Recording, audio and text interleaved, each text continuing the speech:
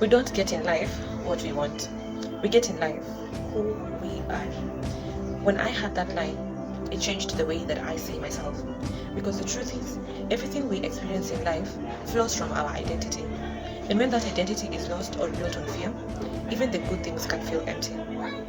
I believe that every woman carries a story that holds her pain, her strength, and her becoming. A story written by seasons, some gentle, others breaking, yet each one shaping who she is becoming. But sometimes, in trying to be everything for everyone, we lose who we really are. Hi, my name is Waithera. I am a firstborn daughter, and for a long time, that title defined me more than anything else. Somewhere along my journey, I lost sight of who I was. I lost my identity so many times in relationships, in people's expectations, and even in the dreams that I tried to build. I have started businesses that have failed, relationships that have brought me pain.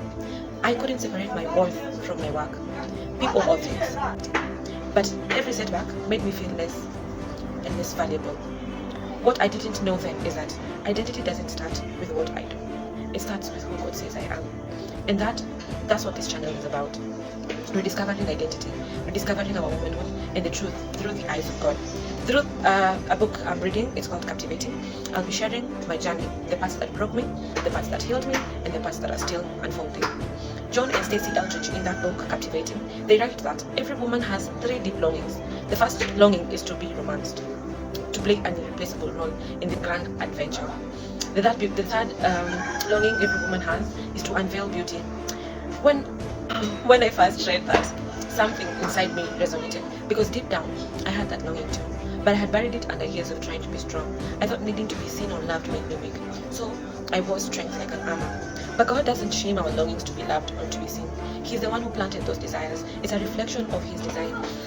The longing to be chosen, to be part of something beautiful, to reveal beauty, that's the heart of a woman, and it's the part of us that reflects God the most. I was listening to another podcast. It's from Jamie, a man called Jamie Winter. In his message, Living Fearlessly, he says, fear is what keeps you living a false identity. You're trying to protect something God never asked you to protect.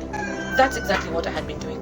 I was protecting my image, the one that looked composed, capable, and unbothered. But it wasn't really me. It was who I thought I needed to be to fit in the society, to have a place in this world, to a success story of my own. Jamie also says that fear lives when the truth enters. And that truth is found only in who God says you are. That truth freed me. I don't have to perform for love. I don't have to prove my worth through achievement. My identity is something I receive, not something I earn. The Bible says in Genesis chapter 1 verses 27, so God created mankind in His own image. In the image of God, He created them. Male and female, He created them. Your intrusion, your tenderness, and your beauty, they all reflect God's nature. In Psalms 139 verses 13 to 14, it also says, for you created my inmost being. You knit me together in my mother's womb. I praise you because I am fearfully and wonderfully made. That verse isn't about perfection. It's about divine intention. God made you on purpose, with beauty, with depth, and with strength. You don't have to strive to be captivating. You already are. Your heart matters to God. Your story matters. Your dreams, your struggles, and your voice, they all reveal His fingerprint. Proverbs 31:25, it says, she is clothed with strength and dignity, and she laughs without fear of the future. That verse isn't describing a perfect woman, it's describing a free woman, a woman who knows who she is in God. So, as we begin this journey through this book, Captivating, I'll be sharing my stories of losing my identity. I'll be sharing my stories of how I have rebuilt my identity and how I'm finding peace in God's truth. I'll be honest about the failures that have really shaped me and the grace that truly found me. Because you can't live fearlessly while living like someone you're not. Peace comes only when you finally live from your true identity, the true man that God already gave you. This is the beginning of our journey together, rediscovering the heart of a woman, not the woman the world expects, but the woman God designed.